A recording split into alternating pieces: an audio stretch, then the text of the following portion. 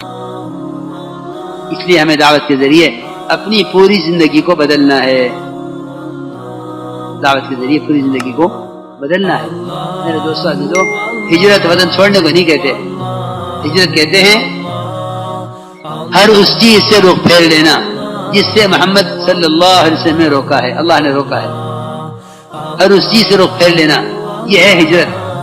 ورنہ صرف ترک وطن ہجرت نہیں ہے، کتنی دنیا ہے جو بھی تو وطن چھوڑ کے ملکوں میں کما رہے ہیں، ان کو مہاجر نہ کہا جائے گا۔ مہاجر کون ہے؟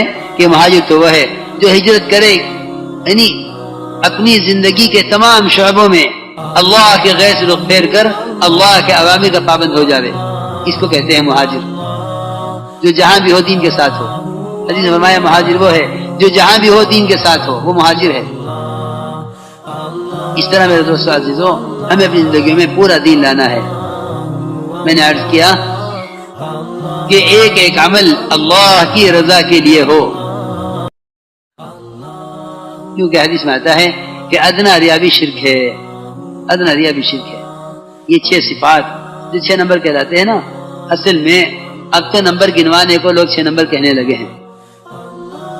حضرت منتخب حدیث اس مقصد کے لیے لکھی تھی کہ ان صفات کو اپنے اندر پیدا کیا جاوے،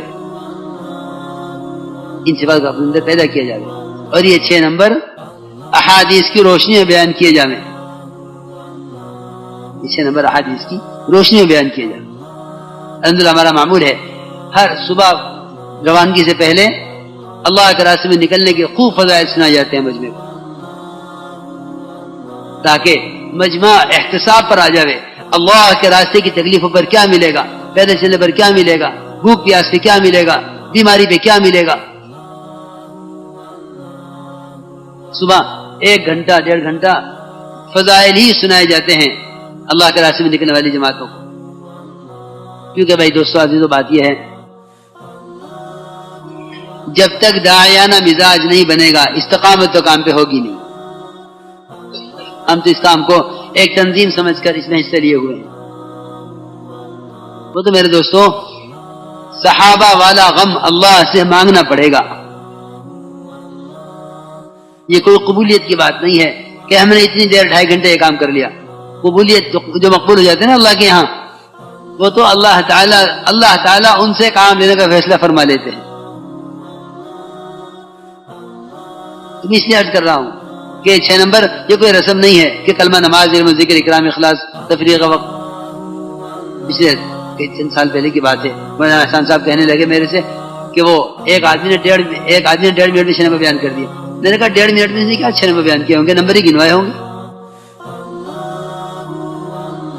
وہ تو ایک صفت سے متعلق حدیثیں یاد کرو تاکہ معلوم ہو کہ آپ صلی اللہ علیہ وسلم ایمان کسے فرما رہے ہیں، نماز کا کیا معیار ہے، علم کسے کہتے ہیں، ذکر کسے کہتے ہیں۔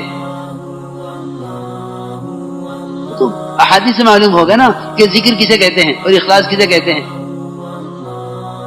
حضرت نے سب سے زیادہ حدیثیں جمع کی اقرا مسلم میں، صرف مسلمانوں کو مسلمانوں کے حقوق کی تعلیم دینے کے لیے کہ مسلمان کا حق پہچانے کیا ہے۔ مجھے ایسا فرماتے تھے ایک مسلمان کا مقام بیت اللہ سے اونچا ہے، اور صحیح حدیث ہے، آپ نے خود بیت اللہ کو مخاطب کیا، تیری خوشبو کتنی عمدہ ہے، تیرا مقام کتنا اونچا ہے اور تیرا احترام واجب ہے، لیکن پھر بھی میں یہ کہتا ہوں کہ ایک مسلمان کا مقام تجھ سے اونچا ہے، ایک مسلمان کا مقام تجھ سے اونچا ہے۔ اکرام مسلم کسے کہتے ہیں، اخلاص نیت کسے کہتے ہیں، خبر ہی نہیں ہے۔ اکرام کہتے ہیں انزل الناس منازلهم، ہر آدمی کو اس کے مقام پر، اس کے مرتبے پر رکھو، یہ اکرام۔ اس لیے بات یاد رکھو، ہر شخص سے اس کی صلاحیت کے مطابق کام لینا، یہ کام لینے والے ذمہ داروں کی ذمہ داری ہے کہ ہر ایک سے اس کی صلاحیت کے اعتبار سے کام لے، ورنہ عملہ ضائع ہو جائے گا۔ اکرام یہ نہیں ہے چائے پلا دی پانی پلا دیا، یہ کوئی اکرام نہیں ہے۔ یہ اکرام تو ایک رنڈی اگر کتے کا کر لے تو اس کو جنت مل جاوے۔ یہاں پانی پلانے کو کافی سمجھ رہے اکرام کے لیے۔ ایک زانیہ کتے کو پانی پلا دے اس کو کیا مل جائے؟ جنت۔ اکرام یہ نہیں ہے۔ اکرام کہتے ہیں ہر شخص کے مقام کو پہچاننا اور پہچان کر اس کے ساتھ اس کی حیثیت کے اعتبار سے معاملہ کرنا اور اس سے کام لینا۔ علماء کا کیا مقام ہے، ان کا کیا استعمال ہے، ہمارا ان سے کیا، ہمارا ان سے دین ہمارا دین ان سے متعلق ہے۔ اس لیے میں عرض کر رہا، مولانا ایسا فرماتے تھے گناہگار سے گناہگار مسلمان کو عظمت کی نگاہ سے دیکھنے کی مشق کیا کرو۔ گناہگار سے گناہگار مسلمان کو عظمت کی نگاہ سے دیکھنے کی مشق کیا کرو، مولانا ایسا کے ملفوظات میں ہے۔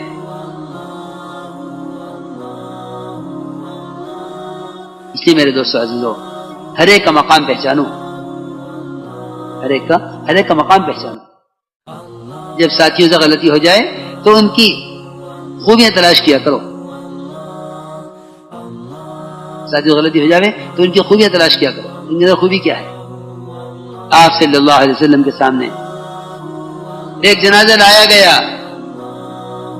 آپ سے کہا گیا یا رسول اللہ جنازہ آیا ہے، کیونکہ آپ نے فرمایا ہوا تھا کوئی بھی جنازہ آیا کرو تو مجھے بتایا کرو، میں آ کے نماز پڑھاؤں گا۔ کہ آپ کا نماز پڑھانا اس مرنے والے کی مغفرت کا اور قبر کے عذاب سے بچنے کا سبب ہے۔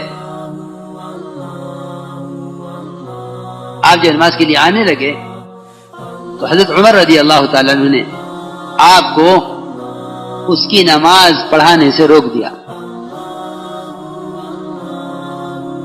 دیکھو ایک بات یاد رکھو، اس کام کا مزاج ہے، آپ سے صحابہ کو اس کا عادی بنایا ہے کہ اگر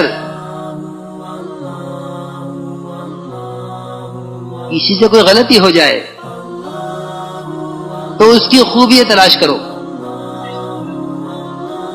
کیوں؟ اس لیے کہ یہ کوئی کمپنی تو ہے نہیں کہ ان کو رکھو ان کو نکالو۔ اس کام میں آدمی معذور تو ہو سکتا ہے، معذور نہیں ہو سکتا، کھلا ہوا کام ہے۔ یہ اعمال دعوت ہے، یہ اعمال عبادت ہے، یہ گشت ہے، یہ تعلیم ہے، یہ مشورے ہیں، ان میں چلنا ہے اور ان میں چلتے مرنا ہے۔ کوئی کمپنی تو ہے نہیں، نہ اس کو کوئی ممبر ہے، نہ اس کی کوئی وزارت ہے، نہ کوئی صدارت ہے، کچھ بھی نہیں ہے۔ اسی نے مولانا صاحب سے کہا کہ آپ حضرت جی ہیں، فرمایا حضرت جی میں تو اپنے عملے کی وجہ سے ہوں، میرا عملہ نہیں تو میں کچھ بھی نہیں۔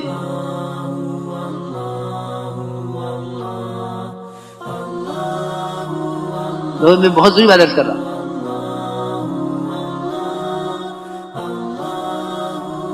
کہ جب کسی سے غلطی ہو جائے اس کی خوبیاں تلاش کرو اور قربانیاں یاد کرو۔ اس کی قربانی کیا ہے؟